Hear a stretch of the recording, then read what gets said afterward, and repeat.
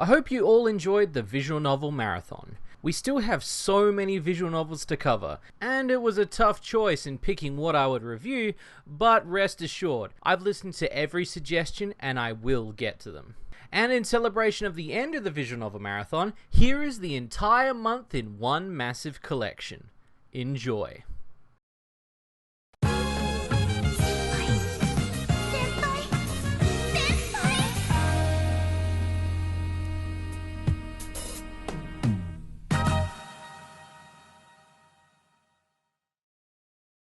Before writing this visual novel marathon, Kindred Spirits on the Roof launched on Steam. And a lot of people really like it. But, does it live up to the hype? The team over at Liasoft created the game back in 2012, but wasn't released to the masses until Manga Gamer gained the license in 2016. You play Tumi, a schoolgirl who ends up encountering some ghosts on the roof of a school. Inoki and Nagatana are ghosts who are bound to the building and are in love. But in order for them to leave and experience love to the fullest, they want to help all the girls in the school who want to secretly express their love to one another. So we're going to do their dirty work. Their sticky work. We play a Cupid character in the game, lining up relationships with a series of decisions. Can we get these ghosts to acknowledge their desires? It's up to you, the player, to decide that. The art style is quite simple in design. It doesn't have that modern visual novel feel, but still manages to maintain that classic feel of the original release. So in order for events to unfold, we're presented with a calendar, showing our current story and playing for characters' paths to all meet in crossroads. For a visual novel, this is quite a creative mechanic. It feels like you have a deadline without too much pressure. But why are people saying that this visual novel is amazing? Well, we know why we're all here, to see if this game pays off. And it does. But the actual sex scenes and lewdness only plays about 10% of the game, which for a lot of you watching may turn off to this fact. And I will admit at first, I didn't understand why they picked this route. But that's when I remembered what visual novels can give us. Visual novels aren't always about the lewdness, about the sex appeal, but about the story. The story is the journey, but the rewards in the visual novels are the destination. And for what it lacks in the game, it's kinda bittersweet, because this game is a love story, not a lewd story. It's more sensual than sexual, which makes it reading a fine wine rather than a quickie in an alleyway. With all that on the table, I'd say this game's appealing, but don't expect this game to go full on. It's a light story on love and the troubles of relationships, especially ones that have girls asking other girls out in the schoolyard setting.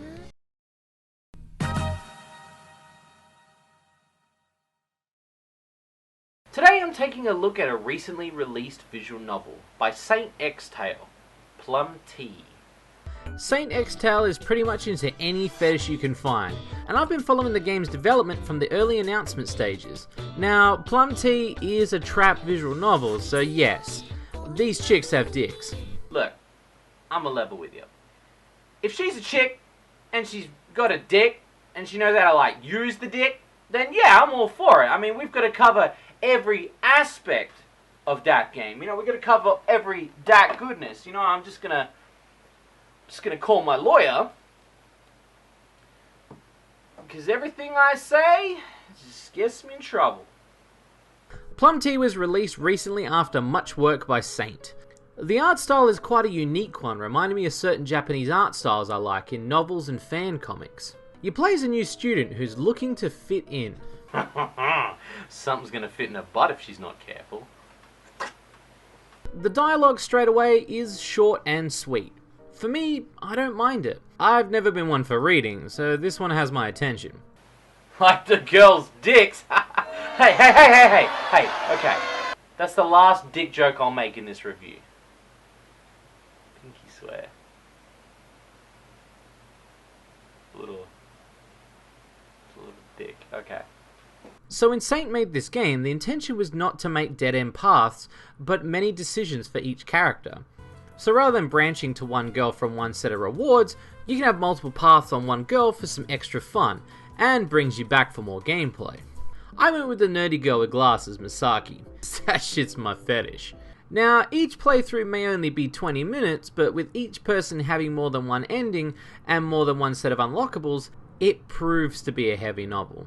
Each scene is bursting with sexiness. You can see where Saint has taken the time to draw each scene to be different. Now, there's one other credit I've got to give Saint X-Tale. The dark endings.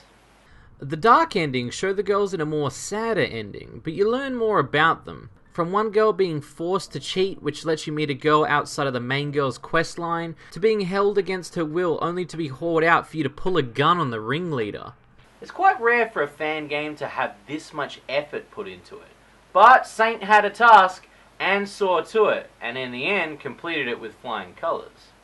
I won't give away much else on this novel, as it's quite a fun one. And hey, it's the girls who have the junk, not you, so it's technically girl on guy. Well, girl on girl, you know what I mean. So even if these chicks aren't your thing, I think the story will be. You can download Plum Tea here for free and follow Saint X-Tale's work here as well. I'm expecting great things in the future just from this game's presentation alone. I'd say it's pleasing, worth a play, and it made me stay.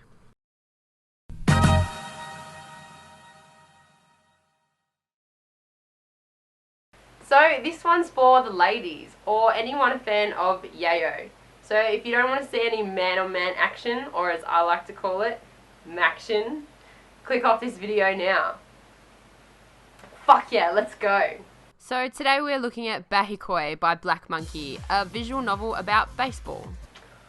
Catching and pitching, just got it. So, Toshu has recently moved to a school and wants to join a club, and well, baseball is right up your alley.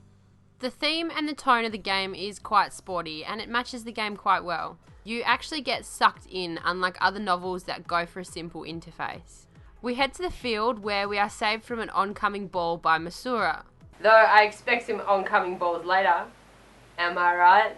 We also meet Ichiru, the lazy student but energetic batsman, and the coach Genshi, who wants the best for the team, so don't screw it up. The great part about all of the decision trees is that when you pick something, it doesn't always mean what you get. So by hanging out with Masaru, you might have Ichiru hanging out with you. Being multiple guys to get with, there are also a variety of scenarios. Some even quite upfront and honest, but don't think the game is going to give you rewards on a silver platter.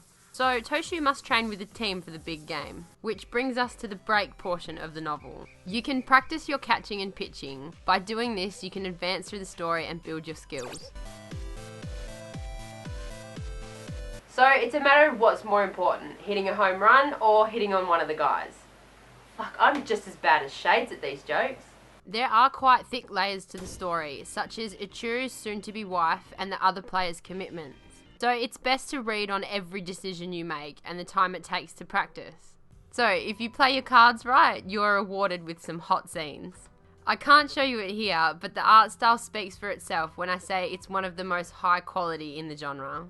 I myself got the worst ending of the game, where I lost my team, my friends, and my waifu.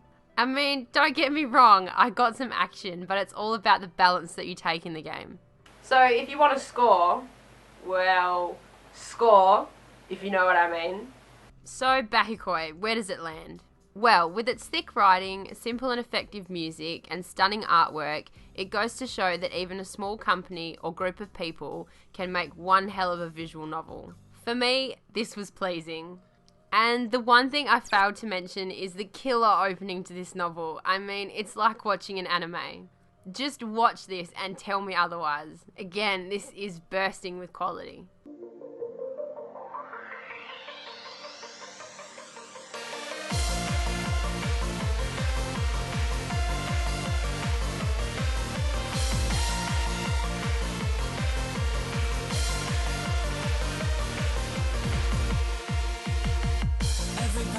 Day, it's not to show to you. I don't care that I pretend about my feelings for you. All I wanted was just to see you smile.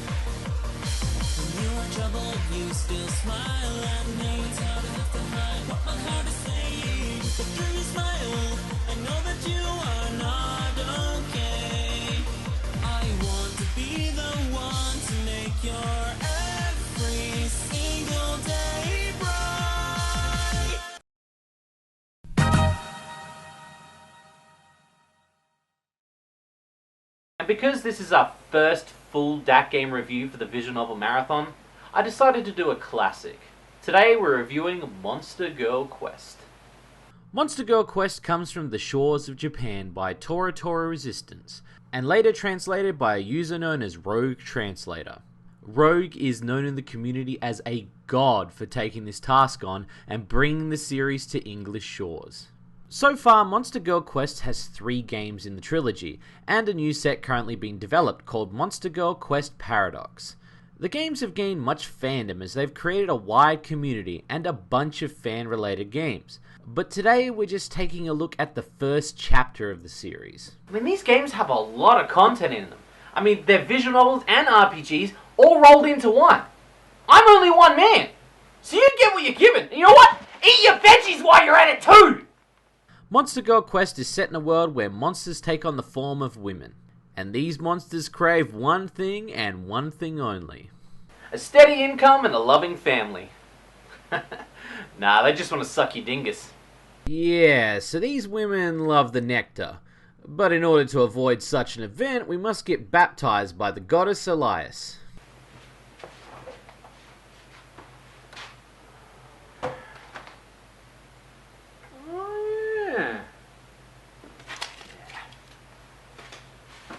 We play as Luca, who is a soon-to-be warrior and is ready to go out on a quest. But not just any quest.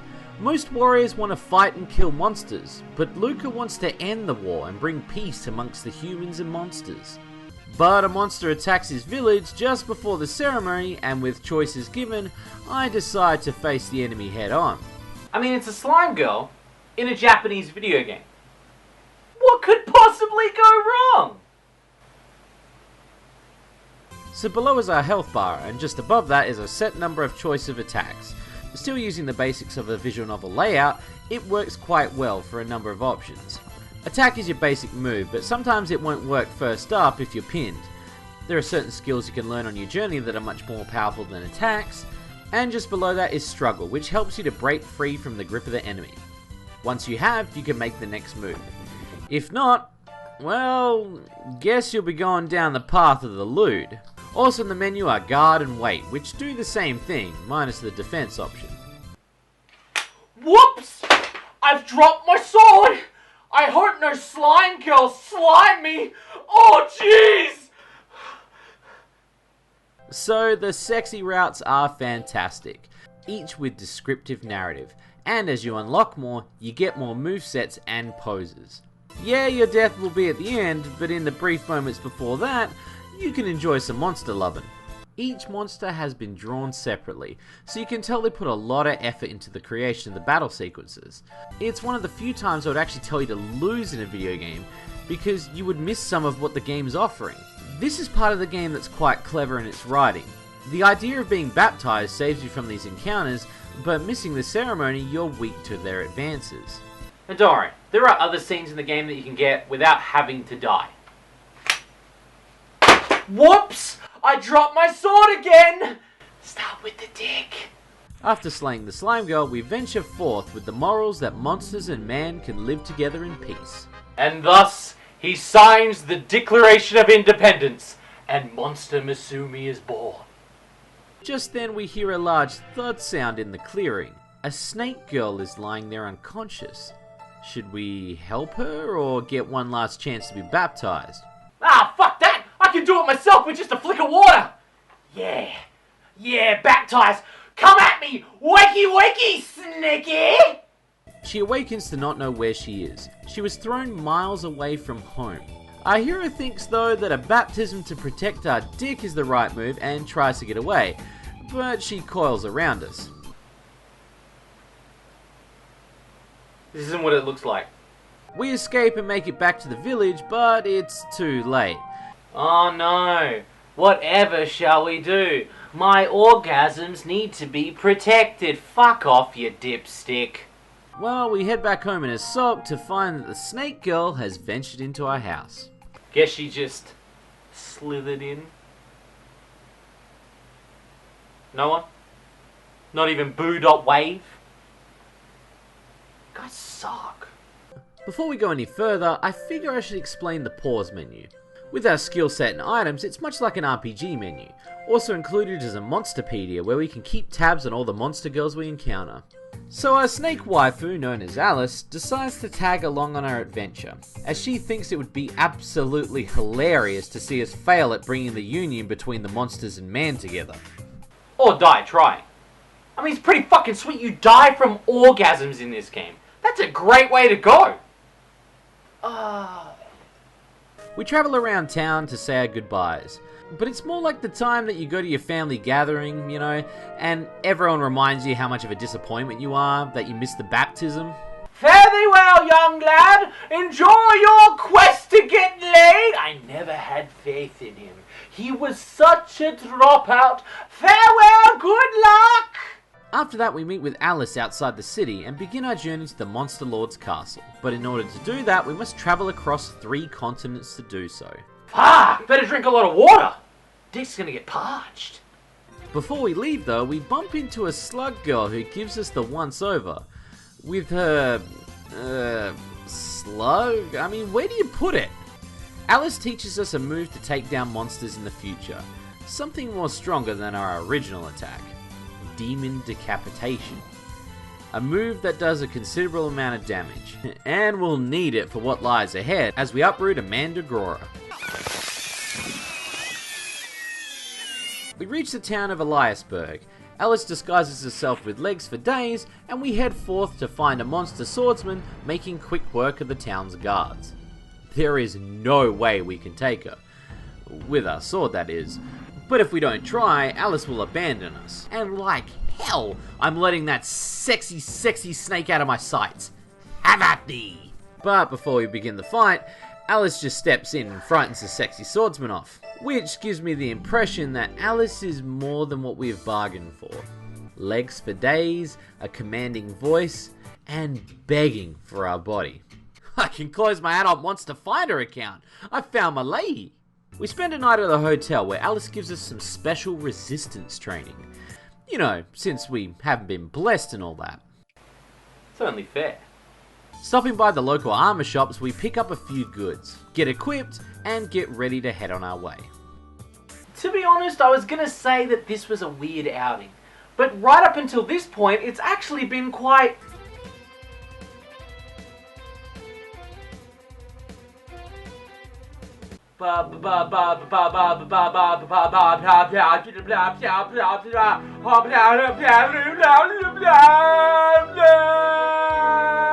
Please, once the girl quest. I'm not ready. I'm not ready. Let the demons out. Baptize me.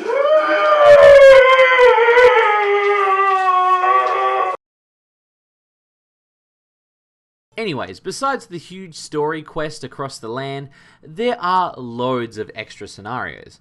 Fans themselves, along with the creators, put in some extra battles, from zombie girl attacks, dragon girls, and even a pot of dinner.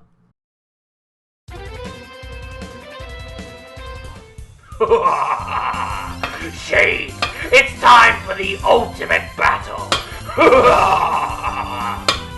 Have at thee! Pot of stew! Monster Girl Quest is a game of legend. People talk to me about this game all the time, telling me to review it and how great it was. Seeing it for the first time, finding out it was a dynamic visual novel with dungeon crawling elements. And they were right. The game holds up even today, with Alice's story as well as the world's becoming more thick as you play the game. And there's a fairly decent art style. Slightly aged, but still good. Great scenes from battling and training, and a world of adventure. The options at first are pretty standard for a visual novel, but as you go on, things start to matter as your morals are in check. Will you give in to the girl's requests, or free the world from the Monster Lord?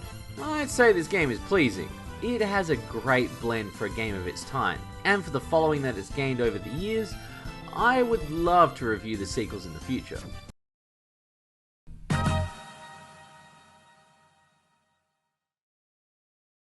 Today my good friend Locke is going to take a look at Monster Girl Island, created by Red Dams. Hi everybody, my name is Locke and today we are looking at Monster Girl Island. Monster Girl Island was inspired by Monster Girl Quest. Who doesn't like Monster Girls? Come on. Redams has done an amazing job building a small fanbase for this adventure visual novel style game. The character design are so sexy and just slammable. I'd love to take an holiday on this island for sure. So far in the demo, we can see that we have been stranded on a Monster Girl island, living with some sexy beast. We must harvest some food for one of those girls, or she will eat us. I'm not your slave, girl. Get your own coconuts. Fucking bitch. We meet the petite Hara, who is some sort of part cat girl, part my future wife kind of breed. As we explore the island, we meet our Slimo protagonist Iris, who wants to do bad things to us and to the island. Oh yes, fuck yeah, this is turning out to be the best holiday ever! Once we meet up with Suzu, the beam of style girl, we set out to find answer to what is happening to the island and what the Slimo girl is in store. If we play our cards right, we can have some encounters with the Slimo girl, if you get what I mean. Yes, every scene is animated smoothly, and even the dating scenarios are not true, showing that the developer knows what he is doing. If you're a patron, you can go on a date with a spider girl. So if you are interested in making this project and seeing the full game with a full roster of monster girls, I suggest you to get your wallet out. I played this game on my channel, and I've got to say, this game is appealing. It's almost pleasing, but we must wait for the final product. But worth checking out. It's going to be an easy A+ game for sure. With little missions to do and small dialogue trees, this could be easily a new turning point in 3D visual novels.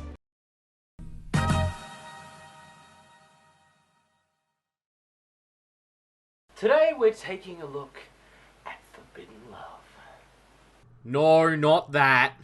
I'm talking about the love that stretches across time. Jurassic love. Well, we've travelled to Monster Island, and the island where we had to use Operation Vagina Assault. Now it's time to date a dinosaur in Jurassic Heart by Hema. You are, well, you. Ready to go out on a shopping date with your dinosaur, Tyara. Oh gosh, I hope I look okay. I mean, I don't want to be upstaged by a Stegosaurus. This is one of those what the fuck games where you get your friends to play for a reaction. And trust me, it's an odd one. Your goal is to take out Tyara on a date to shop for a new ukulele. Play your cards right, and you'll be rewarded with a sunset date. To be honest with you, I just want to fuck the dinosaur. Yeah, okay, I'm a sick fuck, but I'll fuck anything. I'm fucking Shades, goddammit. Seriously, if the neighbors leave their fucking lawnmower out the front one more fucking time for like 5 minutes while fucking Greg goes inside and gets a fucking lemonade, I am putting my fucking dick in that thing. Not where the blades go, like you know, in the... It's a short 10-minute game with little dialogue, so don't expect much. But what it has in short makes up for a sweet story of friendship. Once we purchase the ukulele, we venture out into the park to talk about good times and make our prehistoric friend blush with compliments. Again, it's a short game, but it's not about the game. It's about a connection. And yes, maybe fuck a few dinosaurs too, but hey, I can't help it. I mean, yeah, the game is good the way it is, but I'm not gonna get too many chances to fuck a dinosaur. Well, except if I fuck your mum. Oh, I'm a sad man that's got no one else to high five with tonight. Is Jurassic Heart worth it? Well, you be the judge. If you're after a quick laugh and a short game, then go ahead. But this game is deceiving. I expected dinosaur penetration, goddammit.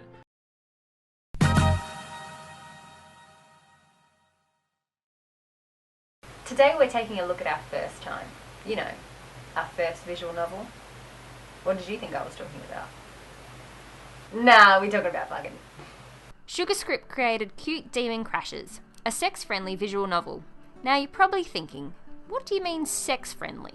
Oh, how do you do? Would you like to have sex? Whoa, that'd be delightful! No, nothing like that. Well, maybe like that. There is a lot of good manners and politeness in this game. You are a girl on break, wondering what you're doing with your life. Wondering if you will ever meet that one guy. And how nerve-wracking it will be for your first time. That is until a bunch of demons crash land into your bedroom. Now don't worry, it may seem a bit forced, but give it a second. I don't think house insurance will cover that shit though. So these 4 demons are willing to give you a night of passion, but you can only choose one. But here is where things kinda tug a few heartstrings. You have choices on who to spend time with, who to get to know more, and find the type of person you like. Now, don't get me wrong, you can call the police and get them arrested. I'm not even joking, that is an ending in the game. But where is the fun in that? We have Mirari, the experienced and fun demon girl. Kale, the polite and master chef. Aki, the cocky and yet inexperienced demon. And Orias, the serious mind demon. Each day you get to spend time with them, choosing your path and learning their personality. But once it's time for the big night, you have a hell of a lot of options. You can pick any of the 4 of them to help you into womanhood, or just don't. Yep, if you find this scenario too full on, you can take the non-sex route and just make friends. Though, if things progress to the bedroom again, if things get too hot at any time, you can tell them it's not for you. Don't get me wrong, the bedroom scenes are handled with grace and utmost taste, but playing Mario Kart with demons is just as appealing. It's one of the only visual novels I know that gives you a choice in this regard, which is quite amazing. Being able to tell if you're uncomfortable, the game can respond in kind. Hell, you can even turn off the visuals if things are too out in the open. But hey, where's the fun in that? The art style, accompanied by the music and visuals of a soft and sensual nature, mixed with some chibi visuals, make this one pleasing. You are given everything a girl could ask for in this one, when it comes to a great read. It may be a short romp, but one that lets you choose every decision right down to the fine wire.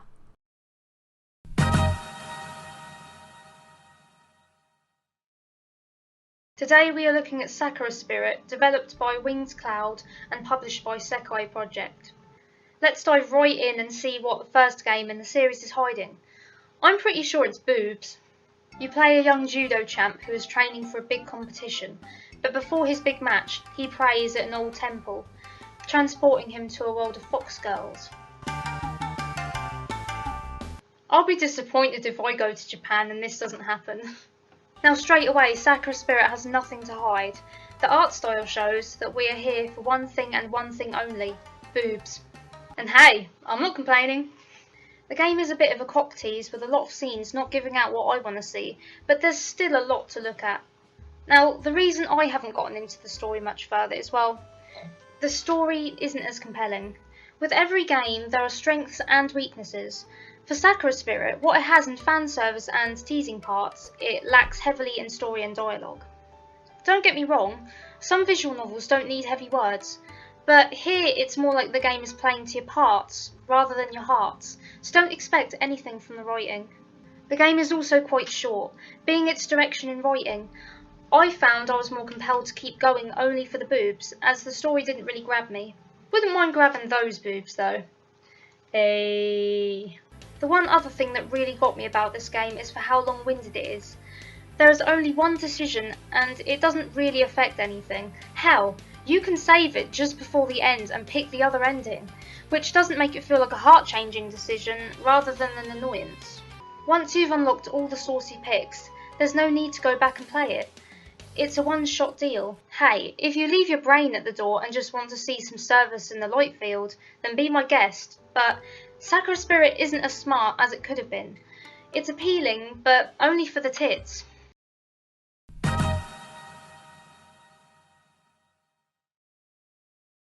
As horror is my forte, I feel it only fitting to discuss a horror-style visual novel. And I'm not talking about whatever self-gratifying wank material Shades is paying someone to make for him. No, I'm talking about the dark and disturbing tale of Seiya no Uta. Seiya no Uta is a Lovecraftian-styled horror visual novel by Nitro Plus. You play Fuminori, a medical student who is involved in a car accident. Damn, the game doesn't usually crash this early. As a result, Fuminori is left with a bizarre brain condition which makes him see the world as nothing but blood and gore, and people as hideous monsters. The only person he can see who remains normal is a girl named Saya, and he quickly befriends her, and eventually they become lovers. Well, as we all know, we gotta keep those running gags rolling. Lego! She's Lego! That's kind of a funny one. Now everyone around Fuminori thinks he's going insane, as he resorts to some crazy things to bring his world back to normal, from eating flesh, and even trying to paint the inside of his house so it's less gut-filled and more like home. But to his friends, it just comes off as psychotic. Well, of course it would. That colour walls with that decor? Somebody better call Trini and Suzanne on this guy's ass. The music is dark and horrifying, going along great with the visuals. The voice work on the monsters he sees is also quite terrifyingly distorted, making you feel unsettled as you play. Even when it comes to the sex scene, as much as Sire is trying to take you away from this nightmare world, it's hard when even the bed is made of rotting flesh. The one beef I had with the game was the dialogue covers the whole screen. You can still see, but it kind of takes away from the art style, which again is awesome for this messed up story. And don't worry, even at the start of the game it gives you a choice on how much of it you want to see, so even the weak of stomach can enjoy a censored version. Now I don't want to give too much away, but if you do enough detective work, you can figure out which direction it's going, and the twist ending. And you do see it coming, but it's written to the story well. There are 2 endings to this game, again ones I can't go into too much detail about. It's best if you just play through this nightmare yourself. If you're into mystery and horror, then this visual novel is just the ticket. For a Shady rating, I'd say it's appealing. No doubt he'd just want to go looking around for some preteen looking ass, but for me, it's worth the shot just for the story alone.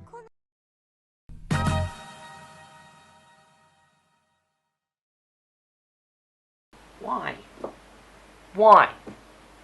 Why? Why? Why? Why? Why? Why? Why? Why? This is the reason that people say Japan is weird. And I'm trying to help your case, Japan. I really am. But this is crossing the line. This is like red flag territory. I can't help you out now. From the people that... Nah, fuck that. From the country that bought you tentacles, nose fingering, and eel porn comes Paca Plus. But hey, let's just sit back and go in this blind. Let's just pretend we don't know what the hell is going on. So we play Kazuma, who's heading to school to prepare for the festival. Yukari meets us at the bus stop. This cute girl is our love interest, and so far it seems like such a sweet and innocent visual novel. Can you feel that? Yeah? You know what that feeling is? That smooth feeling? That's Japan slowly sliding its way into your asshole. Because it's about to fuck you in the ass! After the festival, we head to the arcade where we have an odd conversation about alpacas. Like, I mean, real odd. It's really odd conversation about alpacas. Almost killer, insane, obsessed conversation about alpacas. I'm backing away now.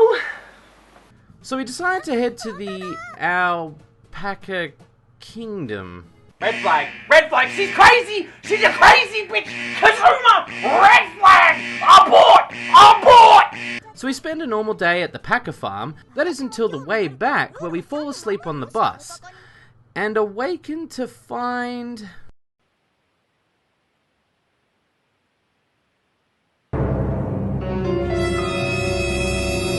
Ugh, she looks like a water-filled cotton ball factory. So... yeah. Then, cause hey, you gotta be prepared for it. We're now dating an alpaca.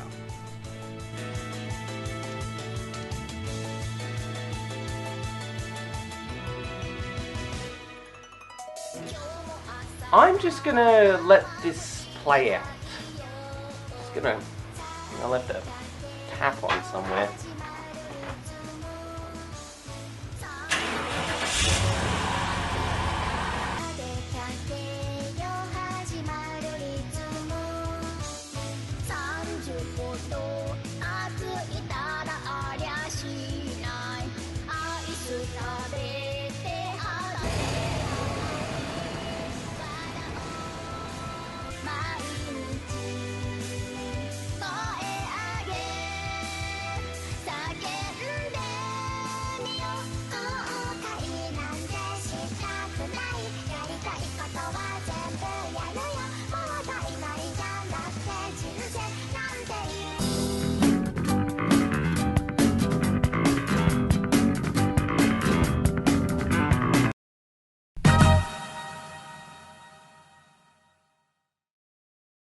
Today we are taking a look at a Bunny Girls Guide, World Domination. It's a cute visual novel with bunny girls. Created by Spectral Bunny with the assistance of Patreon supporters, straight away you can tell that this novel is going to have a softer tone and feel to it. The purple colors just really make the theme melt. We are taken to the fascinating world of Caratopia, where a new queen is to soon be elected. The royal advisor, Juniper Berries, presents the two bunny girls who are up for the throne. There's Rose, a timid bunny with drill-curled hair, and Eliza, who is the more power-hungry and outgoing of the two. The citizens take their votes, and Rose is the lucky bunny to be electa. This, naturally, fills Eliza with rage. I feel like I'm reading a bedtime story to you, Shady peeps. Soon thereafter, Eliza is met by Jezebel B. Hopscotch, whom she jokingly renames Bunbutt. They escape the castle and plan their takeover of the kingdom. Once outside the city limits, they quickly find a cave that leads to a mysterious door, behind which lies a beast bunny named Yoria, who just so happens to also love destruction. I think that you guys can all tell that these three are going to get along just great. And so, they begin their quest to build an empire in the rubble of the cave, using Yoria's robotic powers. The one thing that I immediately appreciated from the demo was the book menu. It shows us everything that we need to know about Caratopia, from the characters, the world itself, to much, much more. Again, being just a demo, we are only able to show off a portion of the game, but from what they've released so far, it is absolutely stunning. Truthfully, A Bunny Girl's Guide is a pretty soft read. With its light humor and frequent breaking of the fourth wall, it allows the player to feel like a part of the game's events. It also demonstrates what fun the creators had when designing the game. For what it currently is, I'd say that the game has great overall appeal. All in all, the unique art style and fascinating theme both come together to create a gaming experience that is just bursting with promise. I absolutely cannot wait to see the finished product. And if you're interested in seeing more or lending the dev team some support, make sure you check out their Patreon page.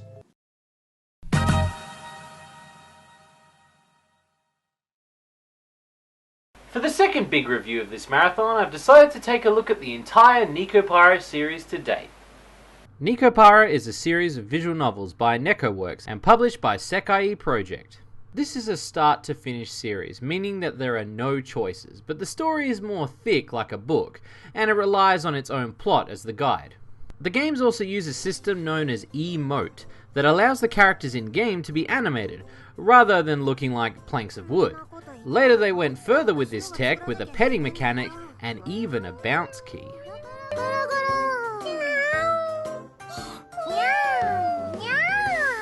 He plays Kasho, who aspires to be a chef, so he fucks off to the city to open his own shop, away from his sister and an array of pet cat girls. I mean, unless he wants to fuck a fresh loaf of bread, why the fuck would you want to move? Note to self: bake bread, stick penis inside, record results. Though Kasho starts to unpack his stuff in the shop, when he finds two boxes he doesn't remember packing. Whoa, you just can't leave stuff lying around like that! That could be a box! Two of the house cat girls, Chocola and Vanilla, have packed themselves in the shop delivery so they can stay close to their master. But we don't approve. I mean, those look like cat girls to me. I mean, if they were real cats, you know, like real actual cats, those fuckers would be out the door. I don't want none of them scratching up my loaf. But actual cat girls? That's a money-making machine! It'll make your bread rise. Calling home, we get no response, so I guess we're stuck with them. Two young, cute, sexy cat girls. And us. Alone. In a big house. With all these cooking ingredients. Ooh yeah, gonna make myself a sex cake. Straight away I want to point out that the art style is fantastic. The detail in the characters is something that goes that extra mile than most visual novels. And with the emo engine, it makes them feel more alive in every scene. The way the characters interact with the player between scenes and the subtle walking animations add as a nice touch. It's that extra layer of effort I expect in a game with no decision making. Take note, Sakura Spirit. So we try to call home again, but no response. Meanwhile, the girls want to snuggle in our bed. But Kashou has other plans. Them fresh loaves come first. We head out shopping for supplies with our cat girls and get a lot of strange looks. Not for the fact that they are cat girls, but because, well... Okay, it's because they're cat girls, but they aren't helping by being full on in public. In the world Kashou lives in, cat girls are the norm. Kind of like household pets that will do anything to please their master for an extra treat at the end of the day. That definitely reminds me of something. I can't think of the word though. Nah, I got nothing. On our way home with our slave workers, we bump into a food cart cat. Legal! Legal! She's not legal! You do that again, I'm gonna call the po-po! Comparing cat girls, we end up scoring some free meals for dinner. Again, it's odd. Cat girls and humans eat the same stuff, wear the same stuff, but hey, you got furry ears? You're earning your keep or going back to the fucking diamond mines. Kashou once again is offered the chance to snuggle with the girls in bed, but turns them down. Fool me once, shame on you. Fool me twice, shame on me. Fool me 3 times and I'm gonna go straight to Rule 34. I mean, this shit is as dry as the Calamari Desert in Double Dash. Now is a good time to bring up the censored and non-censored moments in the game. The censored moments lead you to conversations which end in G-rated snuggles. But if you have the uncensored version, don't fret because things get down and dirty with the girls. It does not leave you hanging. But hey, if you want a more, G-rated and light story, that's cool too, bro. If you're fucking boring. Kashou wants to send the girls home the next day, but with no such luck. And with not much time left, it looks like we'll be employing them at the shop. Cat girls, cafe.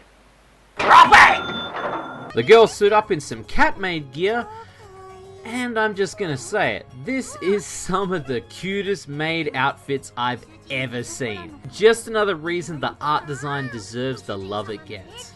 That and that panty shot. It's like that moment we first see dinosaurs in Jurassic Park.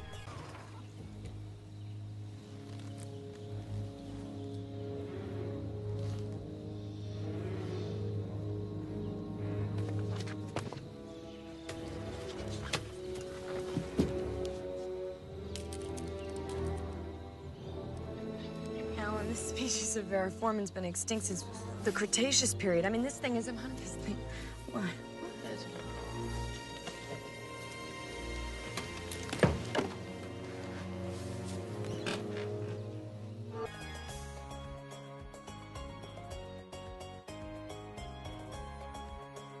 We're gonna make a fortune with this place. One thing I failed to mention up to this point is that the visual novel acts much like an anime with its chapter pauses. It's a great way to break up the story for people when reading, so you don't feel like there isn't an end to the scene.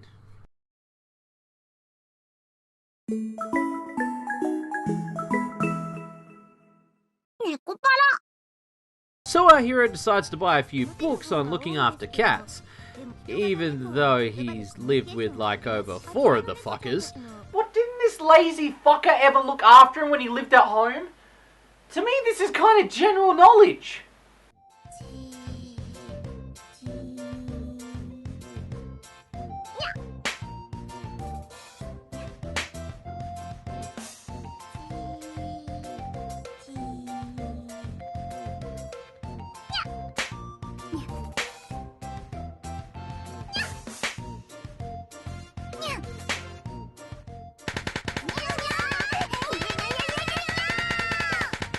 Fuck, even the chibi scenes are cute as balls. It's like watching an actual anime. But the common knowledge of cat girls doesn't prepare us for the accident in the cafe, resulting in washing down the girls of flour. And he could act a little bit more enthusiastic about it. You're washing nude cat girls. Embrace it! It's every man's dream! The day of the cafe opening arrives and our sister makes a surprise visit with the family cat girls. Azuki, the sailor outfitted munchkin, Maple, the American curl cutie, Cinnamon the Scottish Fold, and one of my favourites, Coconut, the two-coloured eye busty mane. So Vanilla told the others about your store, and well, hijinks ensure. Being one guy and a bunch of cat girls, things start to get a bit steamy. Jealousy among cat girls brews, and we get some one-on-one time with the girls. Depending on your rating choice, it's between snuggle or slam. And just because there's sex in the game, don't think it's sleazy. There's an actual plot as well. Not like, you know, the actual plot, but an actual plot as well. And it's well thought out too. Later we learn about cat bells and their importance to the cat girls, which leads to a hilarious test for the girls to sit. If they pass, they're rewarded, and they're officially made cat girls. Many of these mini plots are woven into the story. It's a very slice of life visual novel. There isn't much to spoil in this story-wise, as it's just simple moments, which there are too many to mention. But the end result of this is that the rest of the cat girls come to work at the cafe with us. Ooh, what's that smell? Was that more bread baking? Or a sequel? Well, since we're here, we can talk about the other games as well, before I get on with my verdict. The second game being a fan service storyline, an OVA, if you will, in the day of the life of cat girls known as Nekopara Volume 0. Set before the events of the first game, it's more focused on our sister and the girls before they travel to be with our hero, showing what a cat girl gets up to in an average day, such as cooking, watching TV, and even bathing.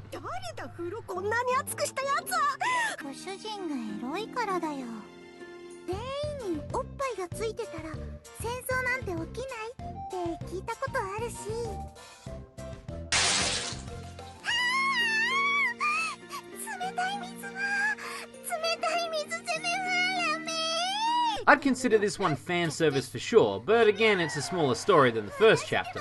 It's just some extras with our cat girls. The one plus is the introduction to the padding and the boob shake button I mentioned earlier, which gives this one some extra sweetness poured on top.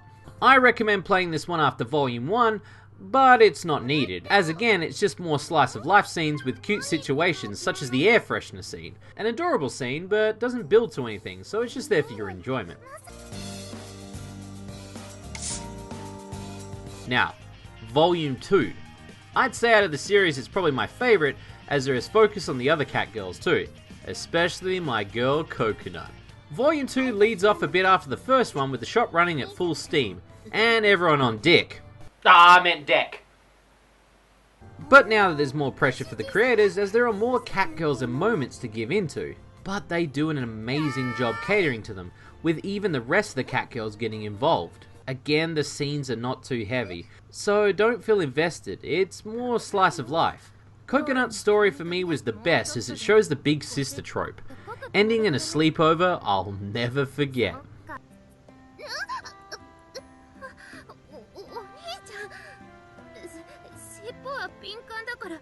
And who can forget the ear cleaning scene, huh?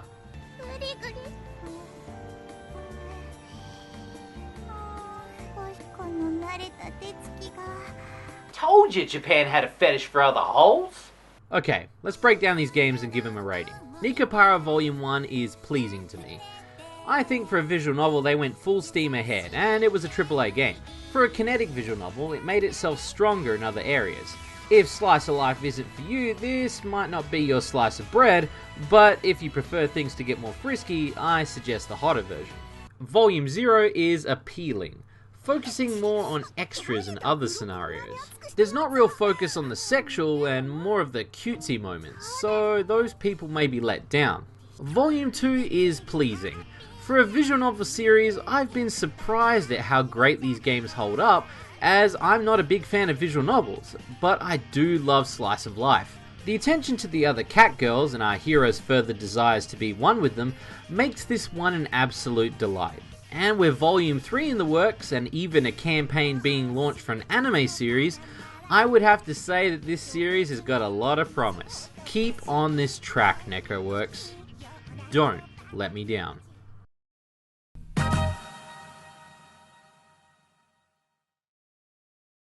Today we're taking a trip to Paris to play Kiss the Cook. It's called Kiss the Cook. Fuck off, dog! Stop staring at me! No, it's It's Kiss the Cook.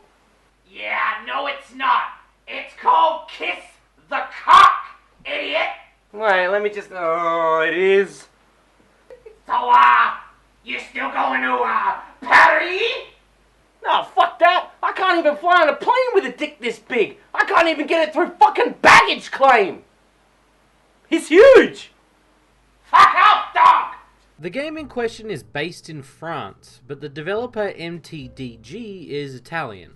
So many food cultures are already involved in this. I'm excited for this one.